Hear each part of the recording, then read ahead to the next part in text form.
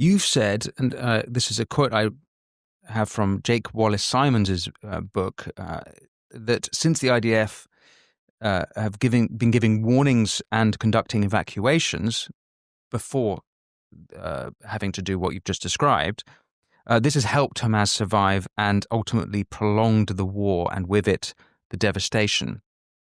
So, tactically, it doesn't sound like why did the IDF decide to make that trade-off? Was it for their own, to appear to be doing the right thing? Was it for noble reasons? Or if it has indeed backfired, why was that a mistake? Do you think they would have done it differently now, knowing that? Or how do you explain it? It's not easy to explain quickly, unfortunately, because even in that statement, which is I'm quoted, and I'll stand by this. Again, people can have their own opinion. They can't have their own facts. As somebody who studied urban warfare for over a decade, written on almost every major urban battle that a Western military has been a part of, Israel has done more, as in implemented more measures to prevent civilian harm than any military in history. The notifications is a big part of it. Now you are like the statement that the notifications have protracted the war.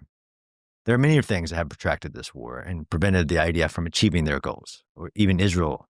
The number one thing that has happened, which is very ahistorical in none of the urban battles or wars I've ever studied, is the fact that the civilians are trapped in a very small area. So Gaza is 25 miles long, 5 to 7 miles wide, 2.2 million people. Although that's a lot. I fought in a neighborhood of Baghdad that was 2.2 million. It's a 6 million person city. But in this case of Gaza is that there's never been a case like this where one country, Egypt, has said, I don't care who you are, civilians cannot come out of Gaza into my country. I have no other example of that. So that leads you to the idea of being faced with impossible conditions of figuring out a way to get to the enemy while getting his or her, I guess, population out of the harm's way, which is kind of embedded in all of the laws of war. If you look at all the laws of war, they're pretty much all directed towards preventing harm against those not involved in the war. But if you're telling them to evacuate, presumably Hamas then just evacuate. And so they themselves will just follow the civilians. Is that what's happened? If Hamas followed the civilian population around Gaza, wherever they've been moved to throughout the last 2 years? It's been a big part of it. And again, that one's not as easy to answer as you think as well. Definitely in the beginning when the focus was on northern Gaza, and the focus was on northern Gaza because that was where the center of gravity of the Hamas military was. Israel said, everybody evacuate to south of the Wadi Gaza, which is almost a repeat what we're seeing now, although it's been successful, is that you're right. Hamas just moved, not to say, but some stayed. So that's also been the uniqueness that, yes, Hamas moved, you told them you're coming, you told them exactly where you're going, which is crazy that the IDF isn't giving credit for trying to prevent civilian harm by giving up all elements of surprise. They started handing out their maps, like literally telling them even in a neighborhood, like today I'll be in this area of the map. If you're a civilian, get out of there or stay away from this area, which also tells the enemy. Yes, quite. But Israel, by the way, as a side, this answers the question is why is it that Israel can be so precise when it comes to Hezbollah in southern Lebanon or Iran in the 12-day war, but it's such a different story when it comes to Hamas. The goals are different. Yeah. So this is the apples to oranges, every element of the comparative, even that comparison, right? So what happened in southern Lebanon before Israel did that is that it gave notification and the entire population of southern Lebanon left. Yes. They had somewhere to go. Right. I will say, though, in response, I was just in southern Lebanon about a month ago, and the stories I was being told was like, oh, yeah, I was driving around Tyre, and on the radio, Israel came on the radio and said, back off away from that car. So they were able to tell other civilians to back away from Hezbollah targets in real time. So then I guess the question would be, why then were they not able to do that in Gaza? It's a huge ask, and I don't imagine any other military in history has been asked why it won't warn individuals around. But it has, right? So it does. So even the practice of roof knocking, and we're seeing it even now in Gaza City, the Battle of Gaza City.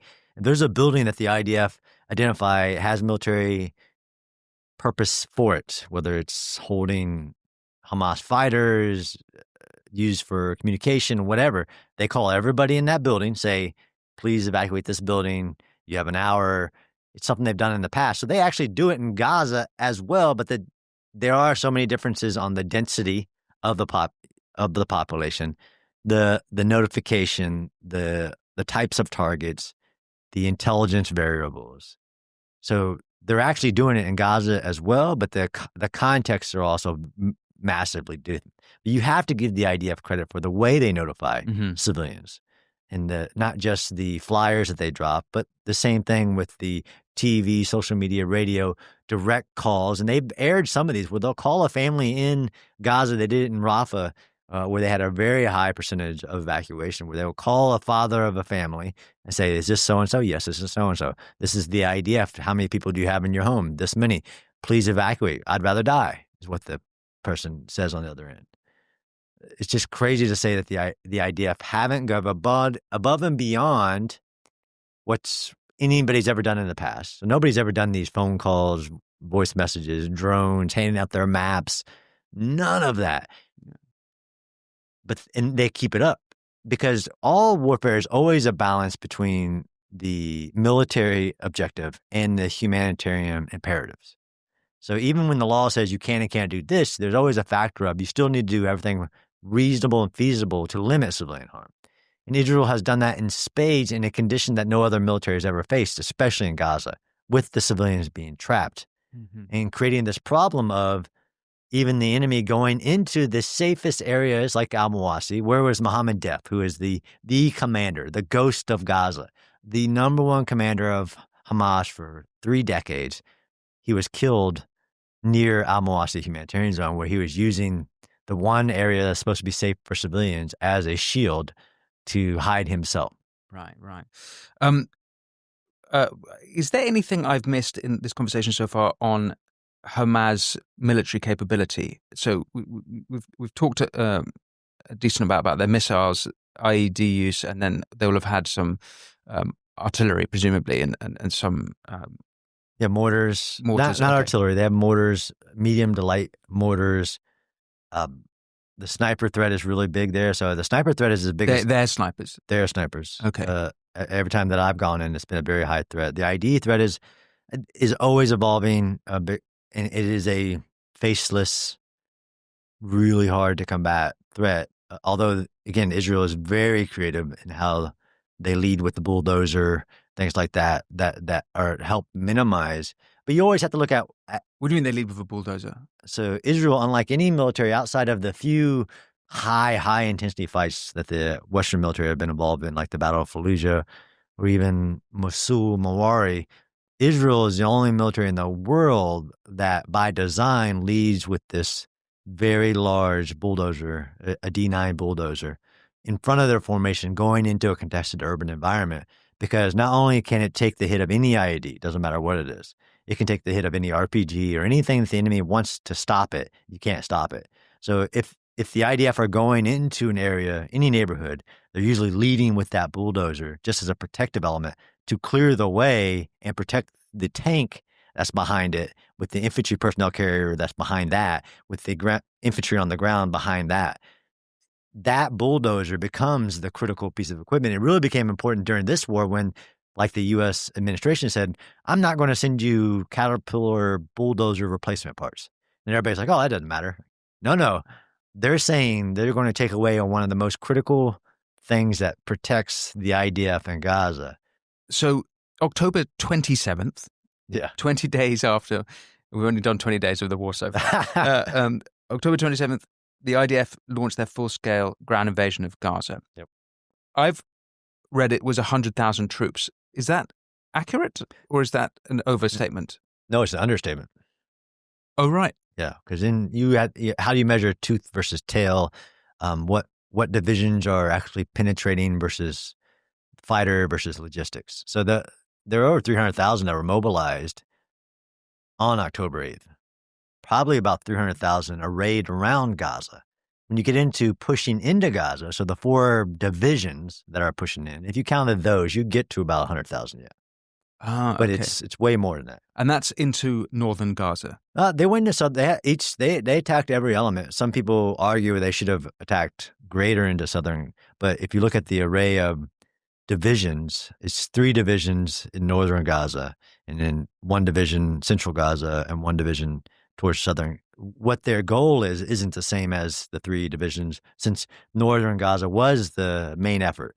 And when they had 1 division that punched their way all the way to the coast through the middle along where the Netzarim corridor is now, and then you had the 2 divisions that come. Unlike, I'm sure it's a question, unlike Hamas wanted you to, which is the one principles of warfare is never fight the way the enemy wants you to fight. So Israel went around the 20 years of defensive lines that Hamas had built, which were arrayed towards Israel. So Israel's 3 divisions, 1 punched all the way to the coast, the other 2 hit northwest Gaza and came down the shoreline and punched in behind them. Okay, but do they choose to do northern Gaza because that's where they believe the hostages were? What was the tactical decision to go there specifically? It's a combination of factors, some being where hostages were, right? So Al-Shifa Hospital, hostages taken there. Northern Gaza, though, was the center of gravity of the Hamas military. Militaries like to fight militaries, so the IDF knew that was the strongest place of the Hamas military, which is a capability, right? So Would that have been in Gaza City? Or where in northern Gaza would it have been? The areas all over the whole. Okay, so you have Bet Hanun, Sajaiya, Jabalia, all of those places. Okay. And it also set the conditions to open the entire northern area. But that was, again, you have to think about too, as in what's the closest location to Israel, right? So if you look Ashkelon, northern Gaza, that's a threat. What's the easiest place to move civilians? Southern Gaza. So if you sweep them, which they did, there's 2 roads they told them to go along, go to the Al-Mawasi humanitarian zone, which is a coastal area, the only place where there's the least amount of Hamas infrastructure. So there are many variables that identify why go into northern Gaza. Yes, hostages. Yes, the strength of the Hamas military is there, but also proximity to Israel, how to get the civilians out of harm's way. And at the time, it wasn't known that Egypt would lock its gate and build a new gate and send an armored division there, say, no civilians coming out. Again, the number one thing that could have sped this war up, so we talk about protracted the war, or prevented civilian harm, saved thousands of lives, would have been to move civilians into a displaced person camp in the Sinai Desert, and every international agency would have access to them, and there would not have been a problem. But you say that, but wouldn't Hamas have just followed with them? So, no. So it's actually historical in urban warfare to do this, to evacuate everybody, but you search them on the way out. And Israel started to do it later. You asked me about northern Gaza. Later, they start doing facial recognition stands where they're scanning the crowds. And at Al-Nasser Hospital and Khan Yunis, where I'm there, they're very effective at identifying Hamas terrorists in the crowd that are trying to blend in, even in what we call call-outs of hospitals. Now, Nasser Hospital in February of 2024, the IDF encircle it, they evacuate everybody out, use facial recognition, they pick out 700 Nukba fighters that are hiding in the hospital dressed as patients or doctors, and they use that facial recognition. So it's historical that if they would have gone into Egypt, that they would have been searched on the way out.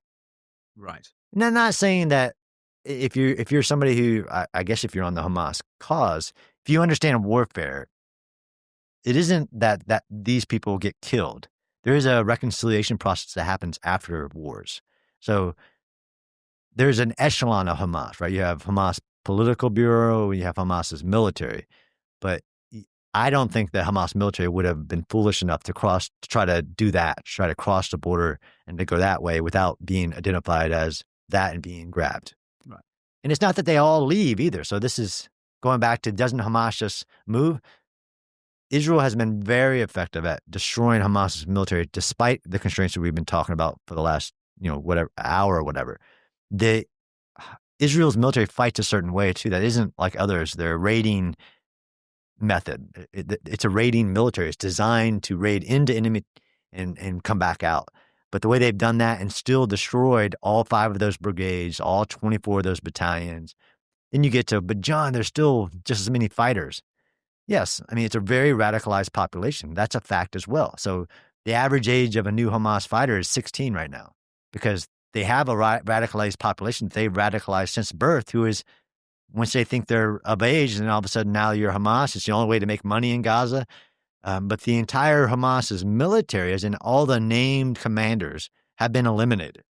Doesn't mean you've won the war because you still have a fighting population that believes that they can win. But Israel's military, again, going back to give it credit where it can, has been very effective at destroying Hamas's military while protecting civilians.